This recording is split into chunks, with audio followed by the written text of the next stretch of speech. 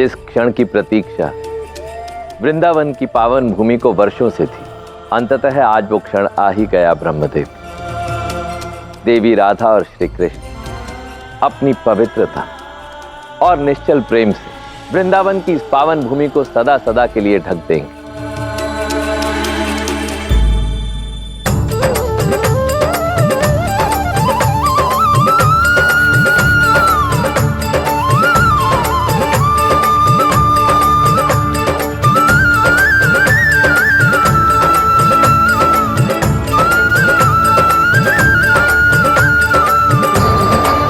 राधा का एक अनुरोध है, सबसे पहले वो मुख दिखाएगी, उसके पश्चात कृष्ण। सखी की इच्छा तो मेरे लिए आदेश है।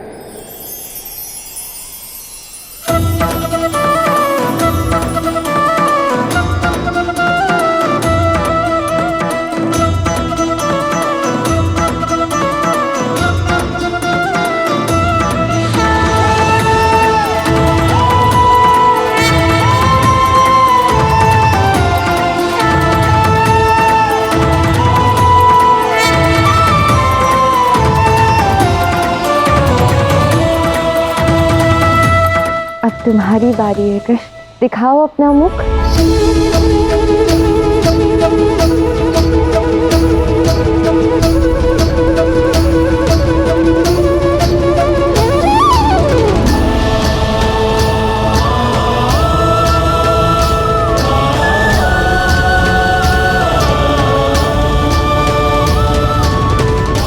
क्या हुआ कृष्ण, तुमने नेत्र क्यों बंद कर लिए? अपनी होने वाली वधू को नहीं देखोगे? नहीं, बस तुम्हें इस रूप में देखने के लिए स्वयं को सज्ज कर रहा हूं।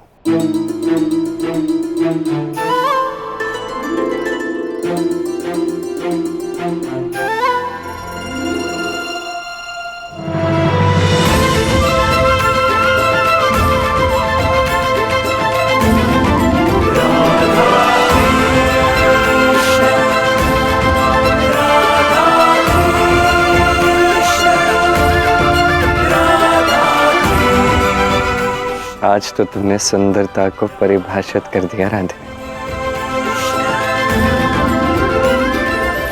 तुम जानती हो मैंने अपने नेत्र बंद क्यों किए थे? नहीं तो? जब पहली बार तुम गोलोक को छोड़कर यहाँ पधारी थे, तब तुमने मुझे एक वचन दिया था। अब ये आंखें तभी खुलेंगी जब तुम मेरे सामने आओगे। सत्य ये है कि मुझे देखने के लिए तुमने बहुत प्रतीक्षा की है राधा।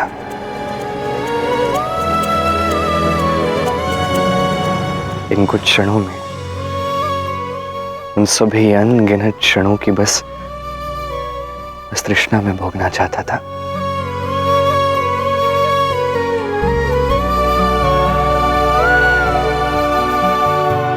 कदाचित यहाँ सभी उसी क्षण की प्रतीक्षा कर रहे हैं कि विवाह में सबसे सुंदर कौन दिख रहा है, मैं या तुम।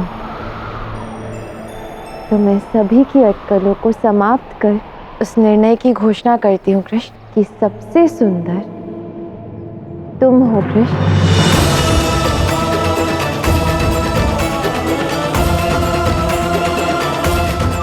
क्योंकि संपूर्ण ब्रह्मांड में तुम्हारे हृदय से अधिक और कुछ सुंदर नहीं है। वो हृदय जिसमें अथाह प्रेम बसा है।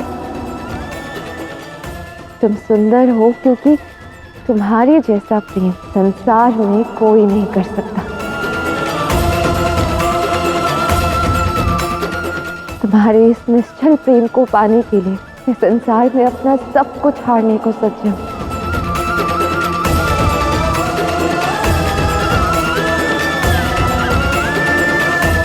ब्रह्मदेव, आप विवाह की विधि आरंभ कीजिए, अन्यथा वर और वधू अपनी प्रेम पूर्ण बातों से हमें यूं ही रुलाते रहेंगे।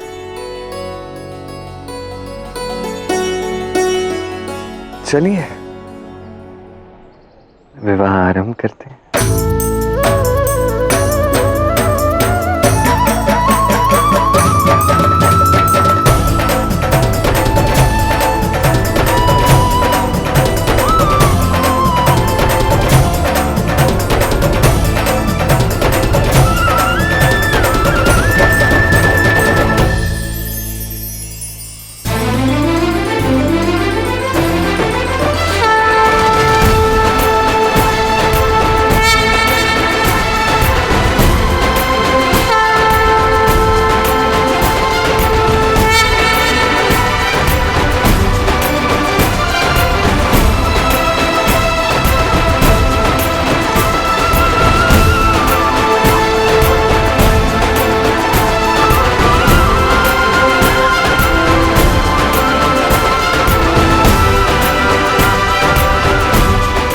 फेरे लेने के लिए वर वधू खड़े हो जाए।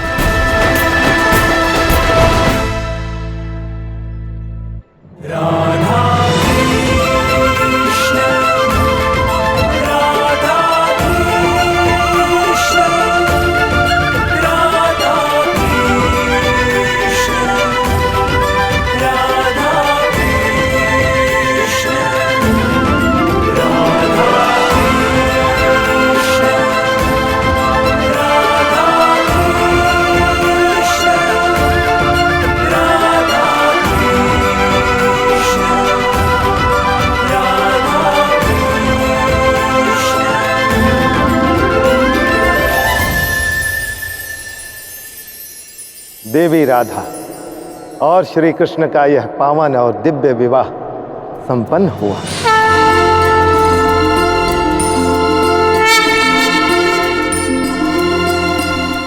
वृंदावन ने सदैव राधा कृष्ण के प्रेम को समझा और सराहा है, और आज वृंदावन की इसी भूमि पर हमारा विवाह संपन्न हुआ है।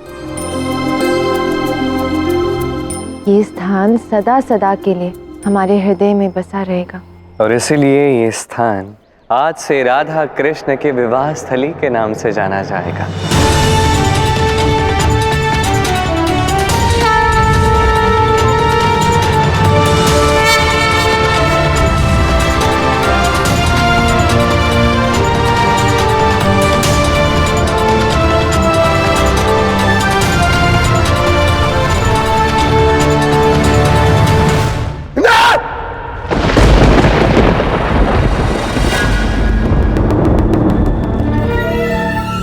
महाराज, आप ठीक तो हैं?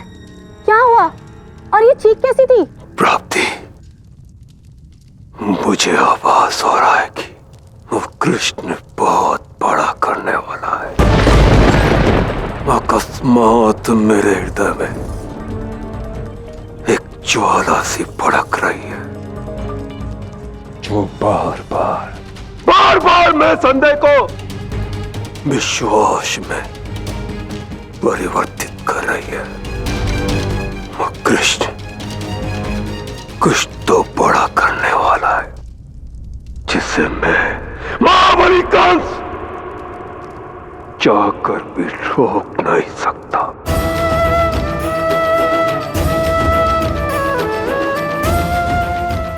ये अग्नि जो मेरे हृदय में प्रज्वलित हो रही है, ये उस कृष्ण की प्रसन्नता के कारण है। प्राप्ति, वो कृष्ण प्रसन्न है, बहुत अधिक प्रसन्न है, और ये मुझे अत्यधिक पीड़ा दे रहा है। मैं आपकी पीड़ा समझ सकती हूँ, परंतु आप इतना व्याकुल ना होइए। उस कृष्ण की ये प्रसन्नता अधिक समय तक नहीं रहेगी महाराज, क्योंकि स्वयं वो कृष्ण अधिक समय तक इस संसार में कहाँ रहने वाला है। आगासुर गया है उससे प्रतिकार करने। वो भी उस कृष्ण से उतनी ही घृणा करता है जितनी आप करते हैं महाराज। वो उस कृष्ण को ऐसे मृत्यु देगा कि देखकर सारा संसार कांप उठेगा।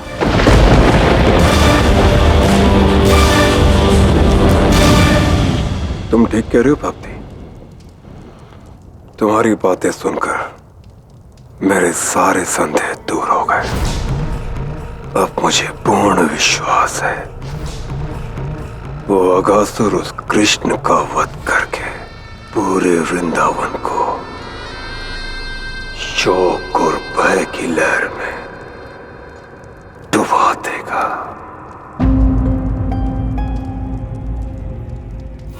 ये ले कान्हा, आ गया तेरा माखन। कान्हा, कान्हा कहाँ चला गया? अभी तो यही था। लल्ला, कान्हा,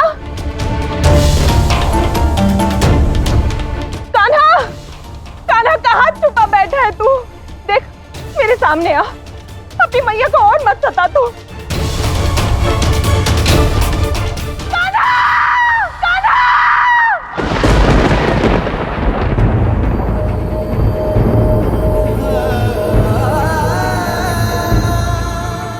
क्या हुआ राधे?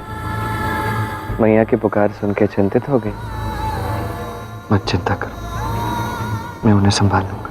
नहीं कृष्ण, बात केवल यशोदा मैया को संभालने की नहीं है, बात है उचित और अनुचित की। मैं तुम्हारे प्रेम में दृष्टिहीन हो गई।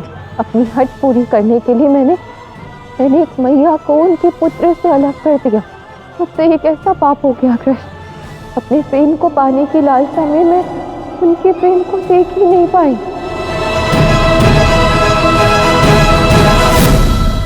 इस संसार में भला कब ऐसा हुआ है कि किसी मनुष्य के लिए प्रेम का भाव सदा एक सा रहा है? नए प्रेम के आ जाने से पुराना प्रेम कभी समाप्त नहीं होता। अब मैया के प्रेम में वात्सल्य का भाव है तो तुम्हारे प्रेम में प्रीत का भाव है, विश्वास का, जीवन संगिनी बनने का भाव है। अब प्रेम चाहे ये हो या वो, दोनों का अपना अपना महत्व है राधे। और तुम्हारी इच्छा पूर्ण करना भी मेरे लिए आवश्यक है, क्योंकि सखी की इच्छा तो मेरे लिए आदेश है। तुमने मेरी इच्छा तो पूर्ण कर दी कृष्ण, किंतु अब आगे क्या? आगे एक उचित मार्ग मैं बता सकता हूँ, किंतु उस पर चलना तुम्हारा कार्य है। पहेलियां मत बुझाओ कृष्ण। अब समय आ गया है एक अत्यंत महत्वपूर्ण और कठिन निर्णय लेने का राधे। कैसा निर्णय? तुम मेरी आत्मा हो राधे, मेरा आधार हो तुम, मेरा अस्तित्व, मेरी शक्ति, सब कुछ तुमसे है। इसलिए जो तुम्हारी इच्छा होगी वो मुझे स्वीकार्य होगी। या तो हम पति पत्नी बनकर रह सकते हैं, यदि तुम ऐसा चाहती हो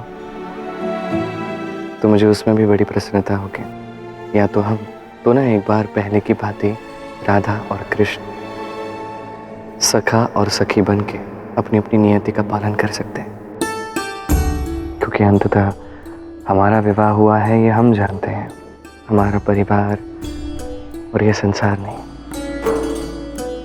अब यदि तुम्हारा निर्णय ये है कि हम पति पत्नी की भांति रहें तो उसमें वो कृष्ण जो सबका कृष्ण है वो केवल राधा का कृष्ण होगा।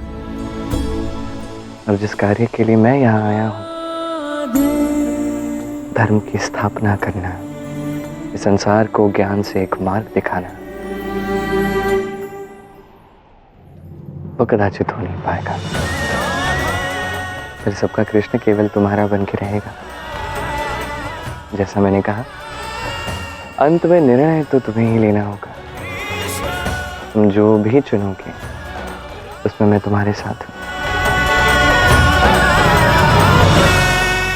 कृष्ण ने ये कैसे दुविधा में डाल दिया राधा को? इतना कठिन निर्णय राधा कैसे ले पाएगी? जिस क्षण की प्रतीक्षा राधा ने वर्षों से की, जिस कृष्ण के जीवन साथी होने की लालसा उसे सदियों से थी, वो क्षण आया भी तो इस प्रकार। अभी तक तो वो कृष्ण की पत्नी होने का सुख भी नहीं भोगा है, और कृष्ण ने उसके समक्ष इतना बड़ा निर्णय रख दिया। अब क्या करेगी राधा?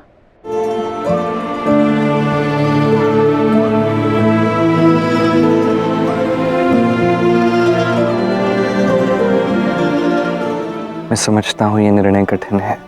नहीं कृष्ण,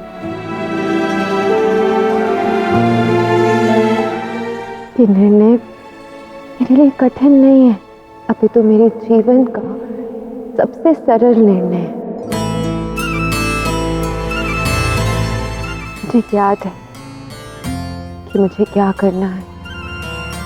कृष्ण, मेरी इच्छा पूर्ण करने के लिए जो तुमने किया वो तुम्हारे प्रेम की पराकाष्ठा थी, और ये निर्णय मेरे प्रेम की परीक्षा है।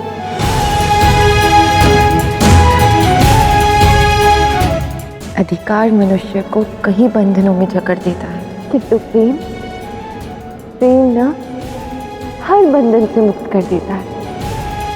मुझे तुम्हारे प्रेम की लालसा है, तुम पर अधिकार जमाने की नहीं। मैं कभी तुम्हारे कार्यों के आड़े नहीं आना चाहती, कभी तुम्हें नहीं रोकना चाहती, और तुम्हारी पत्नी बनकर मैं वो स्वतंत्रता तुम्हें नहीं दे पाऊंगी। कृष्ण, तुम सदैव मेरे सखा थे और सदैव मेरे सखा रहोगे। वो सखा जिससे मैं अत्यंत प्रेम करती हूँ और करती रहूंगी।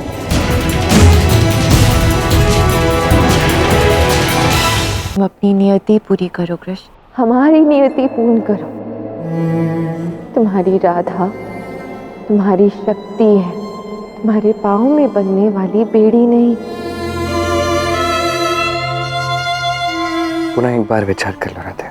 इसमें विचार करने जैसी कोई बात ही नहीं है कृष्ण। मुझे किसी के प्रमाण की आवश्यकता नहीं है।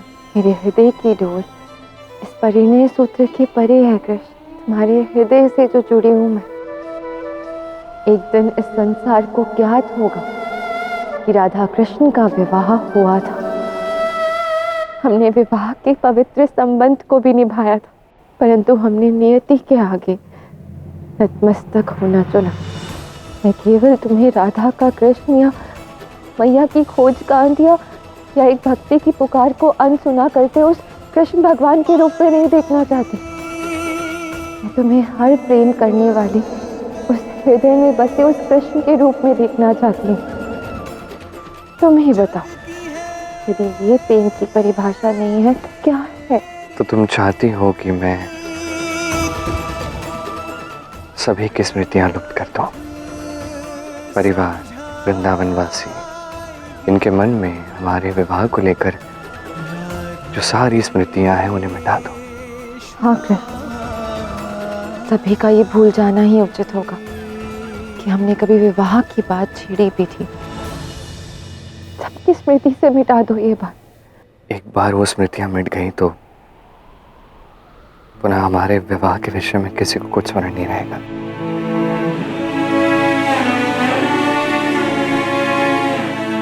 कृष्ण, मुझे तो स्मरण रहेगा ना। मेरी स्मृति में तो हमारे विवाह की हर विधि रहेगी ना। तुम्हारा वर रूप तो मेरे हृदय में सदैव रहेगा ना। मेरे लिए केवल एक स्मृति पर्याप्त है।